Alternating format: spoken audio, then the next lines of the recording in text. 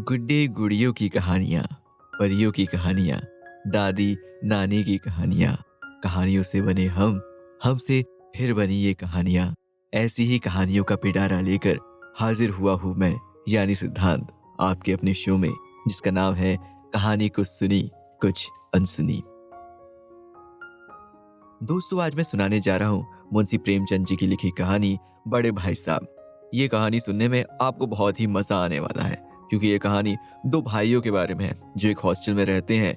और बड़ा भाई अपने छोटे भाई को थोड़ा सा दबा के रखता है, और छोटा भाई हमेशा सोचता है कि उसका बड़ा भाई बहुत ही अकड़ू है। और ये कहानी हमें बताती है कि जो तजुर्बा है वो ज्यादा अहमियत रखता है। ये नहीं कि 4 किताबें आपने पढ़ ली तो आप दुनिया में सबसे ज्यादा समझदार हो गए। तो चलिए दोस्तों, पेशे खिदमत है मुंशी प्रेमचंद जी की लिखी कहानी बड़े भाई साहब।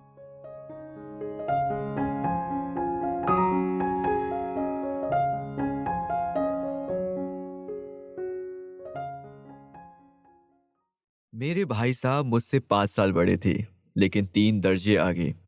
उन्होंने भी उसी उम्र में पढ़ना शुरू किया था जब मैंने शुरू किया, लेकिन तालीम जैसे महत्व के मामले में वो जल्दबाजी से काम लेना पसंद न करते थे। इस भवन की बुनियाद खूब मजबूत डालना चाहते थे, जिस पर आलीशान महल बन सके। 1 साल का काम 2 साल में करते थे, कभी कभी 3 साल भी लग जाते थे। बुनियाद ही पुख्ता ना हो तो मकान कैसे पायदार बने। मैं छोटा था, वो बड़े थे। मेरी उम्र 9 साल की, वो 14 साल के थे। उन्हें मेरी तंबी और निगरानी का पूरा जन्मसिद्ध अधिकार था, और मेरी शालीनता इसी में थी कि उनके हुक्म को कानून समझूं। वो स्वभाव से बड़े अध्ययनशील थे, हरदम किताब खोले बैठे रहते, और शायद दिमाग को आराम देने के लिए कभी कॉपी पर, कभी किताब के हाशिए पर चिड़ियों, कुत्तों, बिल्लियों की तस्वीरें बनाया करते थे। कभी कभी एक ही नाम या शब्द या वाक्य 10-20 बार लिख डालते। कभी एक शेर को बार बार सुंदर अक्षर से नकल करते। कभी ऐसी शब्द रचना करते जिसमें ना कोई अर्थ होता, ना कोई सामंजस्य। मसलन एक बार उनकी कॉपी पर मैंने ये इबारत देखी: स्पेशल, कॉमा, अमीना, कॉमा, भाइयों भाइयों, कॉमा, दरअसल, कॉमा, भाई भाई, कॉमा, राधे श्याम, कॉमा, श्रीयुत राधे श्याम, कॉमा, 1 घंटे तक। इसके बाद आदमी का चेहरा बना हुआ था।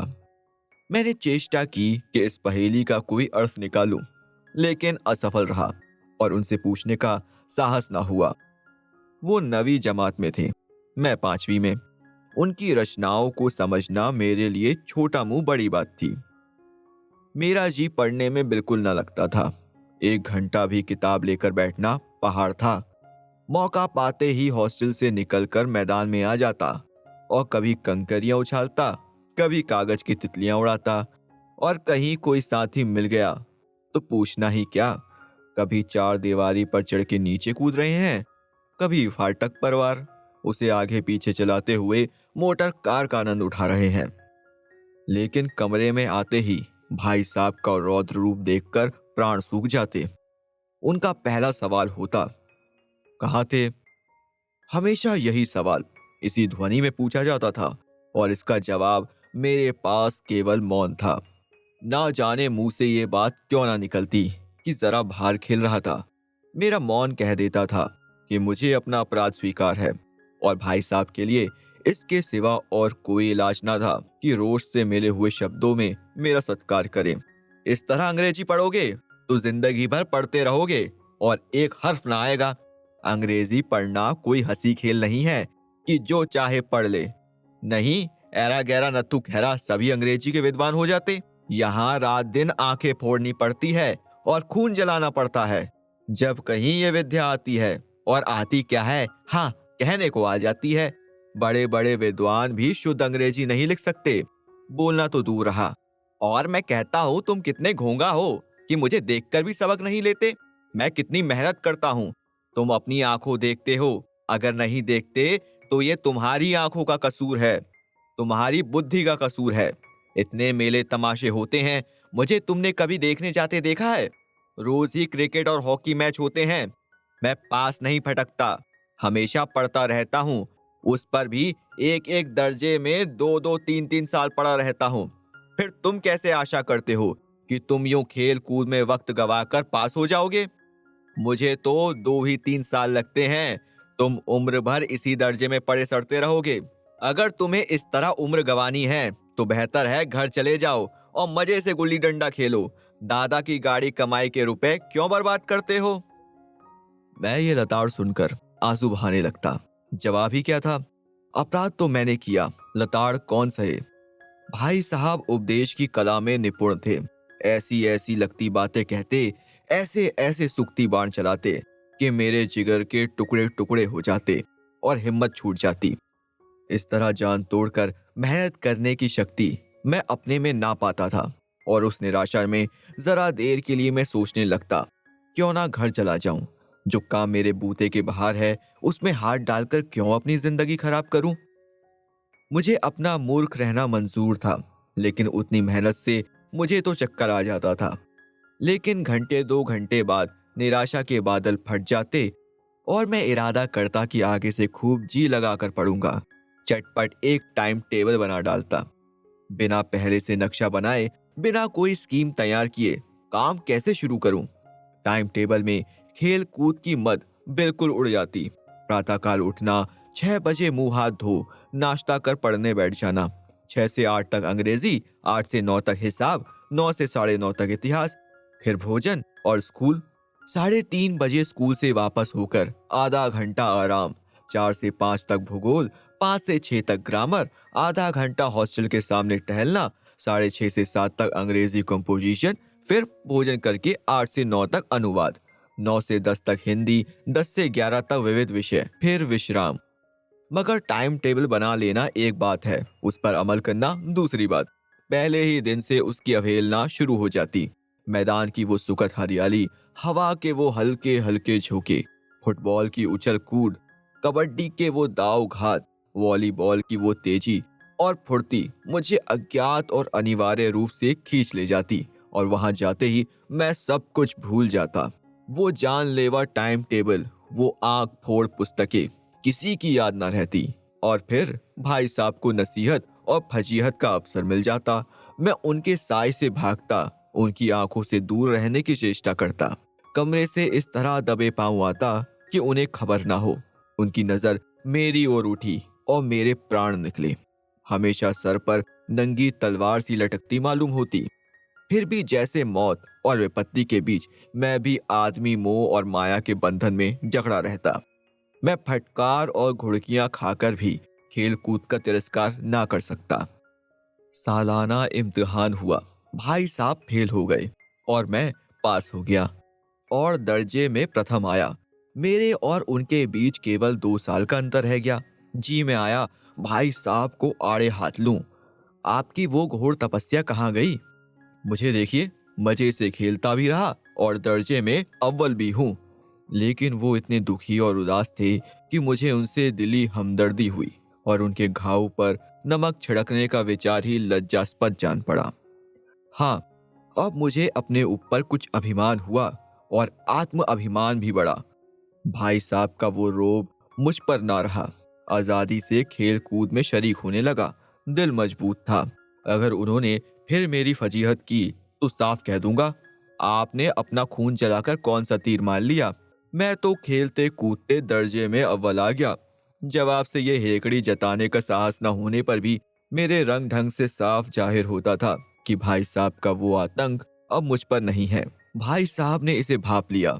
उनकी ससहद बुद्धि बड़ी तीव्र थी और एक दिन जब मैं भोर का सारा समय गुल्ली डंडे की भेंट करके ठीक भोजन के समय लौटा तो भाई साहब ने मानो तलवार खींच ली और मुझ पर टूट पड़े।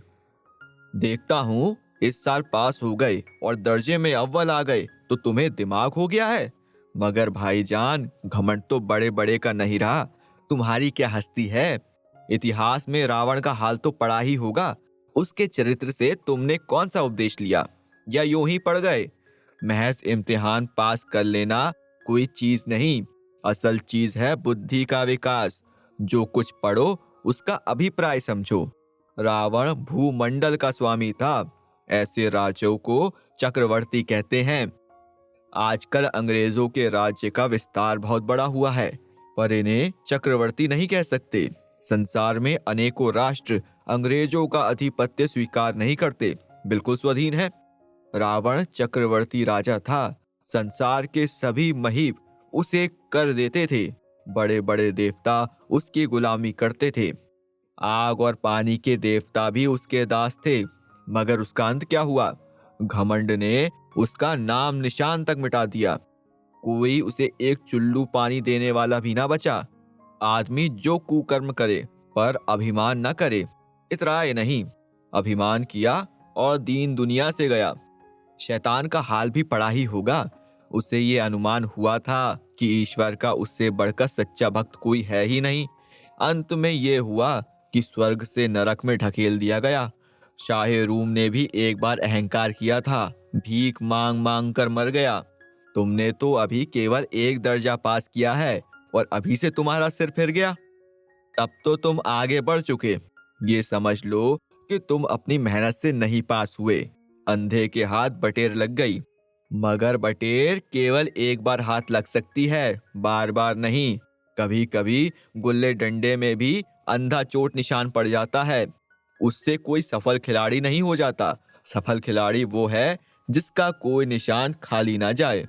मेरे फेल होने पर न जाओ। मेरे दर्जे में आओगे तो दांतों पसीना आएगा जब अलजेब्रा और ज्योमेट्री के लोहे के चने चबाने पड़ेंगे और इंग्लिस्तान का इतिहास पढ़ना पड़ेगा। बादशाहों के नाम याद रखना आसान नहीं। 8-8 हेनरी को गुजरे हैं। कौन सा कांड किस हेनरी के समय हुआ, क्या ये याद कर लेना आसान समझते हो? हेनरी 7वें की जगह हेनरी 8वां लिखा और सब नंबर गायब। सफा चट। सिफर भी ना मिलेगा, सिफर भी। हो किस ख्याल में? दर्जनों तो जेम्स हुए हैं, दर्जनों विलियम, कौड़ियों चार्ल्स। दिमाग चक्कर खाने लगता है, आंधी रोग हो जाता है। इन अभागों को नाम भी ना जुड़ते थे। एक ही नाम के पीछे दोयम तेयम चारम पंचम लगाते चले गए। मुझसे पूछते तो 10 लाख नाम बता देता।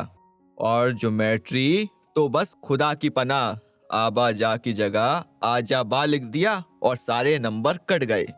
कोई इन निर्दयी मुमतहीनों से नहीं पूछता आखिर आबा जा और आजा बा में क्या फर्क है, और व्यर्थ की बात के लिए क्यों छात्रों को खून करते हो? दाल भात रोटी खाई या भात दाल रोटी, इसमें क्या रखा है? मगर इन परीक्षकों को क्या परवाह? वो तो वही देखते हैं जो पुस्तक में लिखा है। चाहते हैं कि लड़के अक्षर अक्षर रट डालें, और इसी रटंत का नाम शिक्षा रख छोड़ा है। आखिर इन बेसिर पैर की बातों के पढ़ने से क्या फायदा? इस रेखा पर वो लंब गिरा दो तो आधार लंब से दुगना होगा। पूछिए इससे प्रयोजन? दुगना नहीं चौगना हो जाए या आधा ही रहे, मेरी बला से। लेकिन परीक्षा में पास होना है तो ये सब खुराफात याद करनी पड़ेगी। कह दिया समय की पाबंदी पर एक निबंध लिखो जो 4 पन्नों से कम ना हो। अब आप कॉपी सामने खोले, कलम हाथ में लिए, उसके नाम को रोइए। कौन नहीं जानता कि समय की पाबंदी बहुत अच्छी बात है। इससे आदमी के जीवन में संयम आ जाता है, दूसरों का उस पर स्नेह होने लगता है और उसके कारोबार में उन्नति होती है। जरा सी बात पर 4 पन्ने कैसे लिखें? जो बात एक वाक्य में कही जा सके उसे 4 पन्ने में लिखने की जरूरत, मैं तो इसे हिमाकत समझता हूँ। ये तो समय की किफायत नहीं बल्कि उसका दुरुपयोग है कि व्यर्थ में किसी बात को ठूस दिया। हम चाहते हैं आदमी को जो कुछ कहना हो चटपट कह दे और अपनी राह ले, मगर नहीं, आपको 4 पन्ने रंगने पड़ेंगे, चाहे जैसे लिखिए, और पन्ने भी पूरे फुलस्केप आकार के। ये छात्रों पर अत्याचार नहीं तो और क्या है? अनर्थ तो ये है कि कहा जाता है संक्षेप में लिखो। समय की पाबंदी पर संक्षेप में एक निबंध लिखो जो 4 पन्नों से कम ना हो। ठीक, संक्षेप में 4 पन्ने हुए, नहीं तो शायद 100-200 पन्ने लिखवाते। तेज भी दौड़िए और धीरे धीरे भी। है उल्टी बात या नहीं? बालक भी इतनी सी बात समझ सकता है, लेकिन इन अध्यापकों को इतनी तमीज भी नहीं। उस पर दावा है कि हम अध्यापक हैं। मेरे दर्जे में आओगे लाला तो ये सारे पापड़ बेलने पड़ेंगे और तब आटे दाल का भाव मालूम होगा। इस दर्जे में अव्वल आ गए हो तो जमीन पर पाँव नहीं रखते। इसलिए मेरा कहना मानिए, लाख फेल हो गया हूँ लेकिन तुमसे बड़ा हूँ। संसार का मुझे तुमसे ज्यादा अनुभव है। जो कुछ कहता हूँ उसे गिरे बांधिए, नहीं पछताएंगे। स्कूल का समय निकट था। नहीं ईश्वर जाने ये उपदेश माला कब समाप्त होती। भोजन आज मुझे निस्वाद सा लग रहा था। जब पास होने पर यह तिरस्कार हो रहा है तो फेल होने पर जाने तो शायद प्राण ही ले लिए जाएं। भाई साहब ने अपने दर्जे की पढ़ाई का जो भयंकर चित्र खींचा था उसने मुझे भयभीत कर दिया। कैसे स्कूल छोड़कर घर नहीं भागा, यही ताजुब है। लेकिन इतने तिरस्कार पर भी पुस्तकों में मेरी अरुचि ज्यों की त्यों बनी रही। खेल कूद का कोई अवसर हाथ से न जाने देता। पढ़ता भी था मगर बहुत कम। बस इतना कि रोज का टास्क पूरा हो जाए और दर्जे में जलील ना होना पड़े। अपने ऊपर जो विश्वास पैदा हुआ था वो फिर लुप्त हो गया और फिर चोरों का सा जीवन कटने लगा।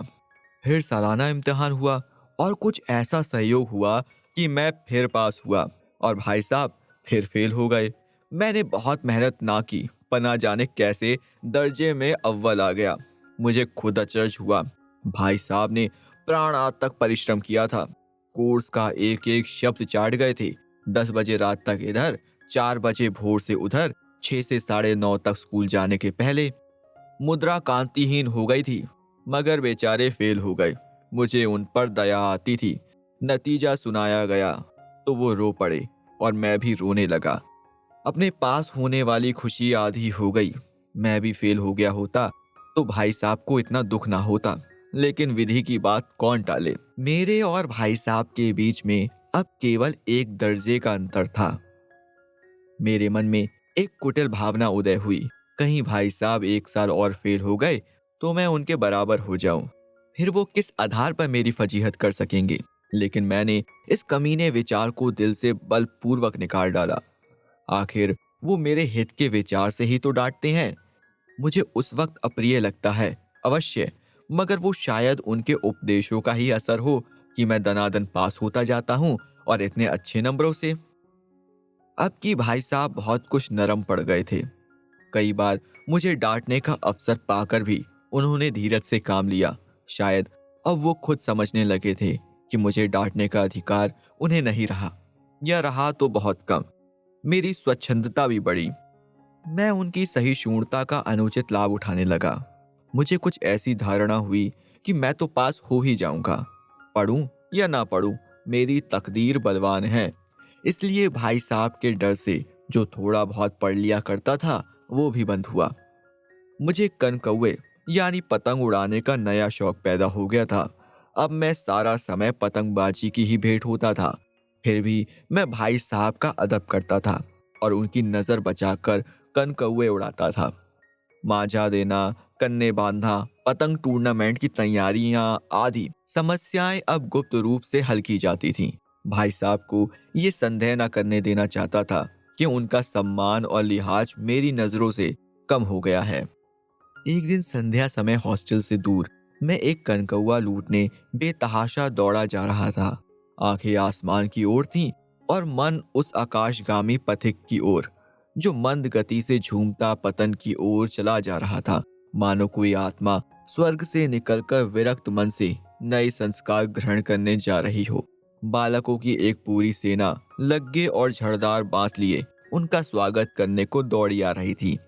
किसी को अपने आगे पीछे की खबर ना थी। सभी मानो उस पतंग के साथ ही आकाश में उड़ रहे थे जहां सब कुछ समतल है। न मोटर कारें, न ट्राम, न गाड़ियां। सहसा भाई साहब से मेरी मुठभेड़ हो गई, जो शायद बाजार से लौट रहे थे। उन्होंने वहीं मेरा हाथ पकड़ लिया और उग्र भाव से बोले, इन बाजारी लौंडों के साथ धेले के कनकौए के लिए दौड़ते तुम्हें शर्म नहीं आती? तुम्हें इसका भी कोई लिहाज नहीं कि अब नीची जमात में नहीं हो बल्कि 8वीं जमात में आ गए हो और मुझसे केवल 1 दर्जा नीचे हो। आखिर आदमी को कुछ तो अपनी पोजीशन का ख्याल रखना चाहिए। एक जमाना था कि लोग 8वां दर्जा पास करके नायब तहसीलदार हो जाते थे। मैं कितने ही मिडलचियों को जानता हूँ जो आज अव्वल दर्जे के डिप्टी मजिस्ट्रेट या सुपरिटेंडेंट हैं।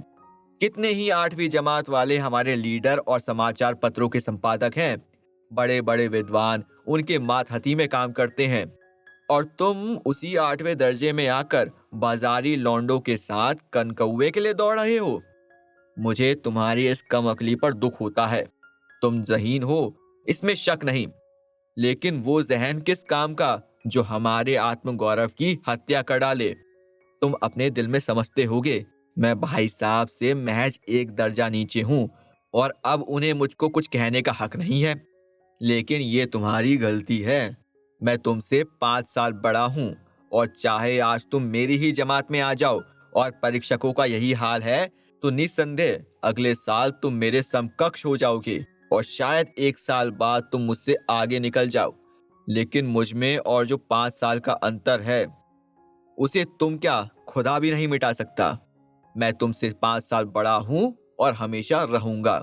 मुझे दुनिया का और जिंदगी का जो तजुर्बा है तुम उसकी बराबरी नहीं कर सकते, चाहे तुम एमए डीफिल डीलिट ही क्यों ना हो जाओ।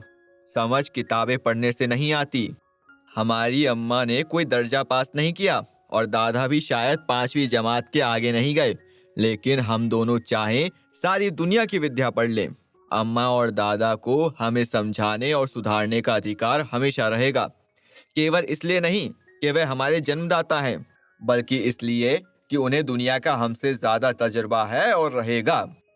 अमेरिका में किस तरह की राज व्यवस्था है और 8वें हेनरी ने कितने विवाह किए और आकाश में कितने नक्षत्र हैं, ये बात चाहे उन्हें ना मालूम हो, लेकिन हजारों ऐसी आदतें हैं जिनका ज्ञान उन्हें हमसे और तुमसे ज्यादा है।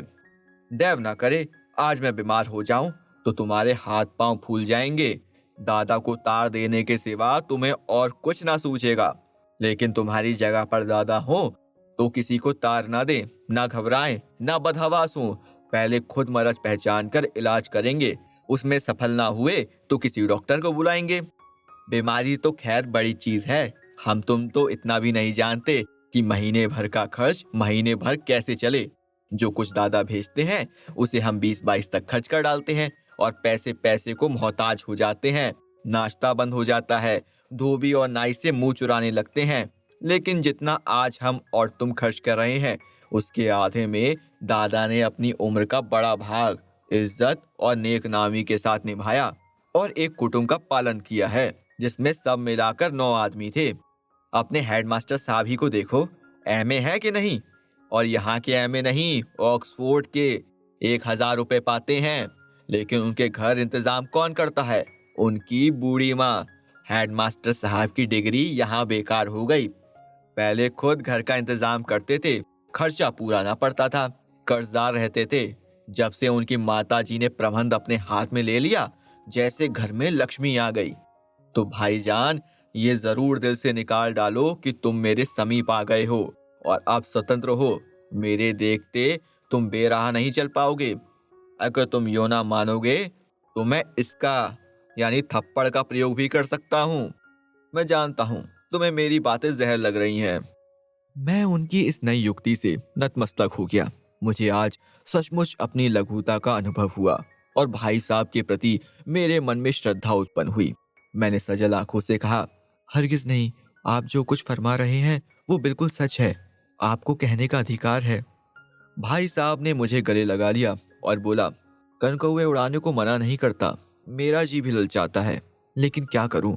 खुद बेराह चलूं तो तुम्हारी रक्षा कैसे करूं? ये कर्तव्य भी तो मेरे सर पर है। संयोग से उसी वक्त एक कटा हुआ कनकौआ हमारे ऊपर से गुजरा। उसकी डोर लटक रही थी। लड़कों का एक गोल पीछे पीछे दौड़ा चला आता था। भाई साहब लंबे हैं ही, उछलकर उसकी डोर पकड़ ली और बेतहाशा हॉस्टल की तरफ दौड़े। मैं पीछे पीछे दौड़ रहा था। तो दोस्तों, बस इतनी सी थी ये कहानी। आपको ये कहानी कैसे लगी मुझे कमेंट करके बताएं। अच्छी लगी हो तो लाइक करें और दोस्तों के साथ शेयर करें और हमारे चैनल को सब्सक्राइब करना ना भूलें। मैं हर हफ्ते लाते रहूंगा ऐसी ही और कहानी। आप मुझे इंस्टाग्राम और ट्विटर पर भी फॉलो कर सकते हैं। मैं सिद्धांत, मिलता हूँ अगले हफ्ते में। तब तक के लिए घर पे रहिए और अपनी सेहत का ख्याल रखिए।